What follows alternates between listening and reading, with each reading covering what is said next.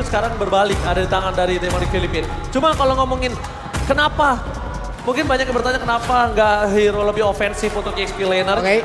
Karena di sini kondisinya adalah mereka butuh badan untuk Lowy.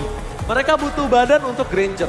That's why nggak bisa lagi tuh main yang ofensif. Dan dengan catatan kemarin juga ini bisa dibilang Lowy adalah salah satu hero yang mengacak-acak juga pertahanan dari Falcon loh. Onyx bisa sampai ke sini, itu juga bantuan Lowy begitu mengerikan juga. Tapi sungguh mengerikan. Tapi Pak Pulung, apakah yakin RRQ dapetin poin kali ini? Gua yakin banget. Oke, tapi tentunya untuk tenis indoor Senayan, kita gak boleh bergetar. Mari kita tunjukkan, jadi sebelum clear of dawn, tenis marah tepuk tangan aja! Let's go to the land of dawn! Yup, itu dia. Semangat yang masih membara dan seperti biasa Jawhead. Smart Missile lah yang akan membantu cepatnya pattern farming dari tiap-tiap jungler yang bersama dengan Jawhead itu sendiri. Balik lagi menuju ke landing, ya pattern seperti biasa. Ini akan bermain lebih agresif harusnya. Kenapa? Karena mereka pede banget ada Jawhead di early. Nah, kalau misalnya Jawhead di early ini akan ngebuat Idok akan menjadi mangsa. Karena kalau udah main di arah mid, atau level 4 ke atas, Idok bisa jadi malah petaka. Cuman masalahnya untuk melemparkan Idok ataupun Idok yang akan menjadi orang terdepan terus-terusan ini bukan menjadi pilihan yang baik juga. Dan seperti inilah penampakan dari XP Lane ya, masih adu mekanik aja. Ya kalau ini akan agak bonyok sih ya, sampai turtle lah bisa kita bilang. Nah tapi kalau ngomongin di arah God Lane, nah ini belajar dari Kelra loh. Gue sempat lihat Kelra itu, dia nggak pernah ngabisin Rhapsody-nya. Dia selalu ketika peluru terakhir mengeluarkan energinya banyak, di stop sama dia. Bahkan kalau minionnya udah habis, itu pasti di stop sama dia. Yang paling kelihatan itu apabila dia kayak membantu kayak ngambil ke orange buff atau purple buff gitu. Itu kelihatan banget naik turunnya. Jadi setengah dia lepasin, setengah dia lepasin, setengah dia lepasin. Bakal terus-terusan kayak begitu. Jadi Rhapsody-nya dia terus dan itu adalah salah satu trik ya teman-teman ya. Kalian yang mungkin bermain Granger, kalian bisa menggunakan hal tersebut. Dan belum ada sebuah hal yang memang benar-benar dilakukan juga oleh masing-masing pemain dari tiap-tiap tim ini. Karena dengan ada turtle yang muncul, dua roamer dari masing-masing tim sudah langsung menampakkan wujudnya. Sudah langsung set up dan siapakah yang akan langsung men-take over turtle tersebut. Kalau setup kali ini mungkin masih bisa dimenangkan oleh Onyx Philippines. Pertama, lihat dia udah ada Brusco di sana. Idok belum ada implosion, dia cuma punya secret hammer. Dan kita lihat apakah Susujin berani masuk ke dalam. Idok mencoba untuk mengusir sosok dari seorang Kirk. Meanwhile di sana reset terkena shadow kill. Gak ada Crimson Bacon lagi, tapi damage masih belum cukup. Riz masih selamat. Backline-nya bakal coba diantar selain Zaira dan bahkan Susujin berhasil take down para pasukan dari Demonic Philippines di backline. Kirk versus everybody seperti biasanya, tapi Kirk terlalu kuat walaupun harus tumbang. Dan turtle pertama masih bisa diamankan oleh para pasukan dari tim RRQ harusnya. Let's go, one last man standing yang gak akan ada jalan untuk pulang. Meanwhile, sosok Super Prince dengan Lowy-nya berhasil mendapatkan double kill. Setidaknya at least dalam kegagalan mereka mendapatkan turtle, 2 poin kill mereka dapatkan. 2 game tanpa mendiskreditkan hero yang lain kembali. Polveus yang mengambil peran untuk bisa benar-benar untuk bisa menghabiskan soft skill yang ada untuk bisa ngezoning player yang ada. Paket komplit dari Polveus benar-benar ditunjukkan di tiap permainan di game pertama dan di turtle barusan. Turtle pertama memang kalau data juga sebenarnya emang Joy yang punya power akan turtle pertama. Tapi selanjutnya ini akan berbahaya untuk Rince. Rince juga harus nyimpen Crimson Bacon-nya. Gak bisa sembarangan. Kayak tadi, ketika udah gak ada flicker, karena Crimson Bacon, dia gak punya jalan untuk pulang. Untung aja damage-nya King Kong itu gak cukup. Belum cukup tadi. Bayangin kalau damage-nya cukup. Rince tumbang, powernya jadi 4 versus 5, itu gak akan adil untuk para pasukan dari Arkeoshi. Ini masalah Idok sekarang punya flicker. Idok mau ciptain sebuah momentum ini bisa banget. Secret Hammer-nya berhasil sih. Yes, tapi di depan sana Kirk bakal coba untuk mundur dengan ada Cloud Pathway. Bakal coba ditarik-tarik, gak ada yang berani masuk. Dan itu dia, the power of Super Prince dengan Lowy-nya. Bermain dari front to back kayaknya bukan jawaban untuk RRQ. Terlalu resiko juga. Gue gak menyarankan sih untuk RRQ bermain dari front to back kayak gitu. Flanking adalah jawaban untuk seorang Super Prince sih menurut gue. Terlalu berbahaya juga di depan umum tadi emang benar-benar kalau mau ngambil high loss. Walaupun tadi belum ada implosion yang keluar, belum ada flicker yang keluar. Modal dengan Secret Hammer, source damage dari rekan-rekannya juga belum cukup tadi. Gak mau dipaksain sebuah pemilihan keputusan yang cukup baik dari RRQ sih barusan. Yes. Tapi kalau kita melihat kondisi dari RRQ Mereka kali ini benar-benar ngasih waktu untuk sosok Toy di head to head jarak to the late game. Mungkin Toy ini bisa menjadi jawaban. Karena ngomongin dari Kelra, selama dia Sky Pisternya nggak aktif banget, nggak benar-benar stucknya banyak, itu Kelra juga bakal akan sulit untuk bisa mengubahkan sosok seorang Idok ataupun seorang Tyrant. Ini pemilihan cukup berani juga loh dari Toy. Toynya emang benar-benar ingin mengamankan arah flicker loh. Ya. Benar-benar mau flicker. Karena kalau ngomongin ke arah Purify, sebenarnya ini jawaban untuk gimana caranya Toy untuk bisa masuk ke dalam sih. Dia nggak berani lewat depan, dia nge-flank lagi. Posisi terbuka di arah Turtle. Brusco memberikan jawaban. Dairen bisa melakukan zoning out, membuat Brusco mengeluarkan Unstoppable Force-nya, tapi ditahan benar dengan sangat maksimal. Dan Red mencari Sonsonjin berhasil mendapatkan satu poin kill atas King Kong kembali. Membuat Armas dari tim Maragiosi mendapatkan keuntungan, bahkan Sonsonjin double kill dan Super Priest terperangkap. Bakal coba di take down, ter-take down Super Priest.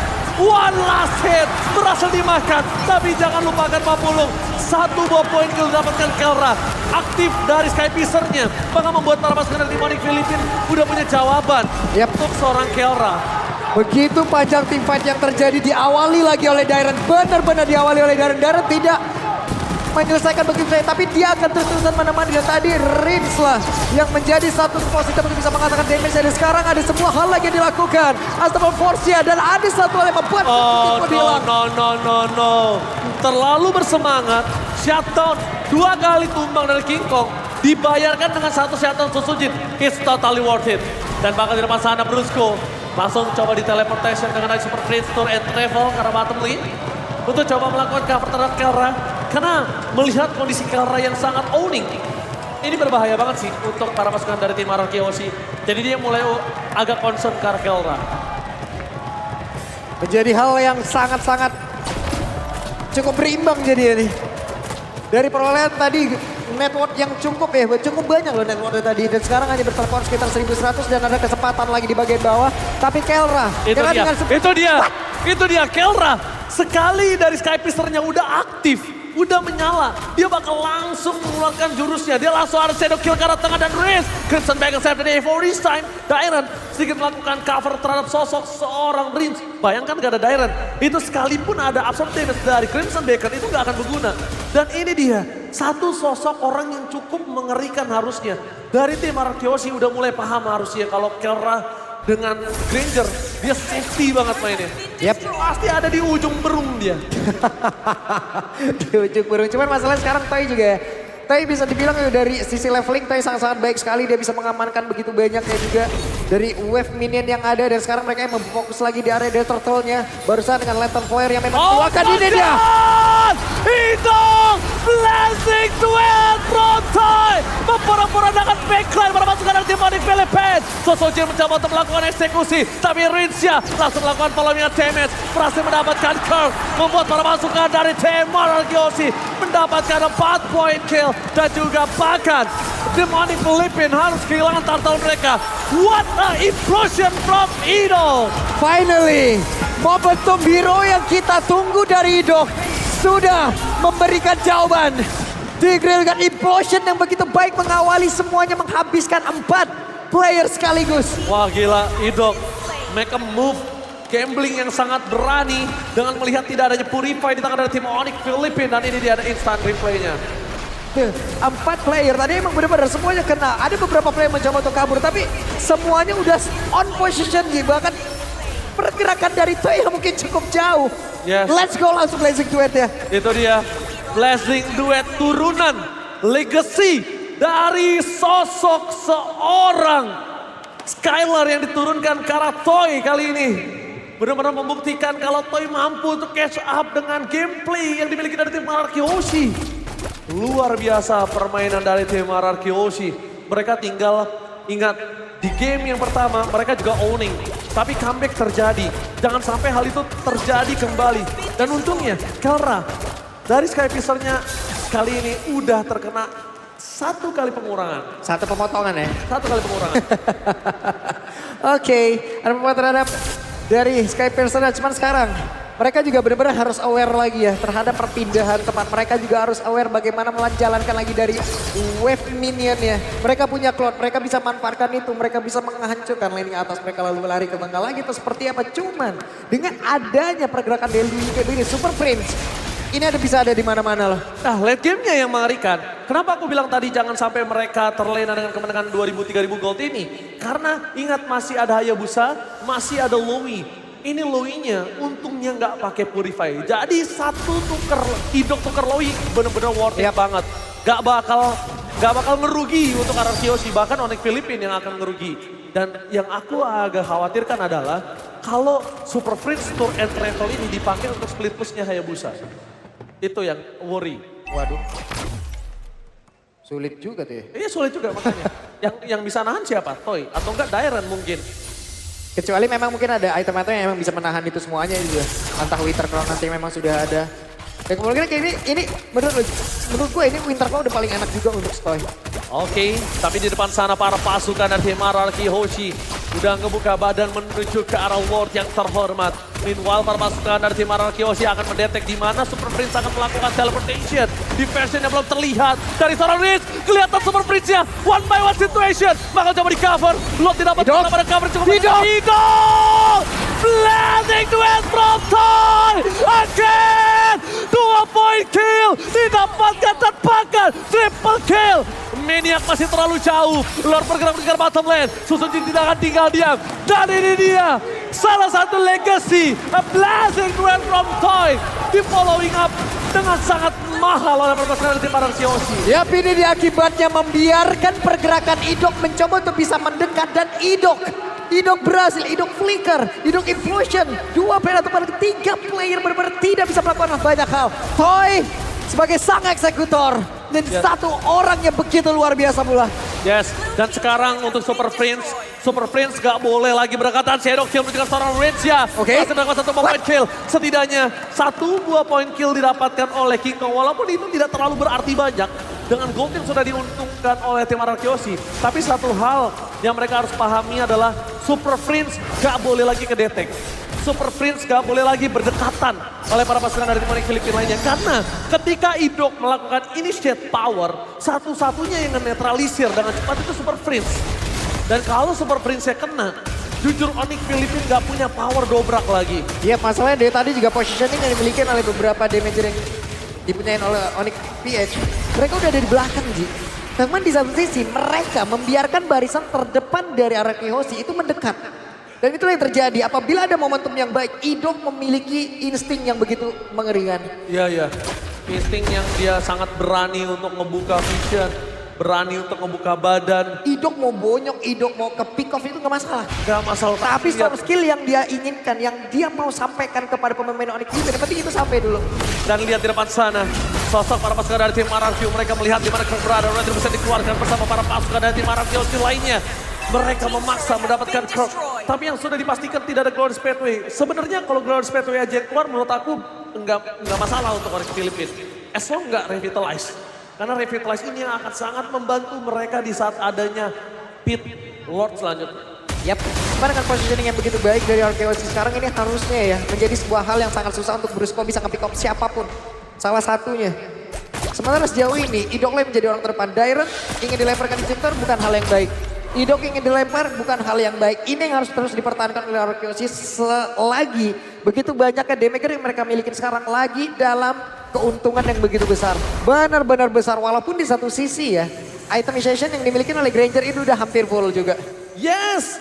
Dan kali ini menuju ke arah pump off yang bakal coba di zoning. Rins, ingat dia nggak boleh sembarangan untuk membuka badan. Oke, gue tahu dia adalah salah satu metal detektor untuk RRQ Hoshi. Tapi lihat King Kong, di mana King Kong berada untuk berhasil melakukan clear ini wise banget. Satu buah momentum yang bisa didapatkan King Kong landing jauhnya itu didorong terlebih dahulu. Wow. Dengan ada dua yang diambil, War X sekarang juga udah diambil oleh Kelra tapi... Kotil? Oke, Kotil. Mereka mencari di mana seorang Susuji tapi ternyata sayang sekali. Tidak berhasil mendapatkan deteksi tapi nampaknya Idok! Flicker dikeluarkan, belum ada implosion dan blazing duet from Toy. Flicker berjalan seorang Kelra tapi tidak shutdown! Shutdown terjadi. Dua shutdown di area berbeda. Tapi dengan Super Prince yang bebas. Membuat para pasukan dari tim Araki Hoshi. Mereka kewalahan. Surprise! Happy birthday! Double kill from Kelra. Dan bakal mereka mencari di mana Susujin berada. Kelra bakal gak bertahan. Dan ini dia. Shutdown! Nowhere to run Kelra. Gak ada jalan untuk pulang. Dan Susujin save the day for Araki Hoshi. Oke, kembali berimbang keadaan dengan set up.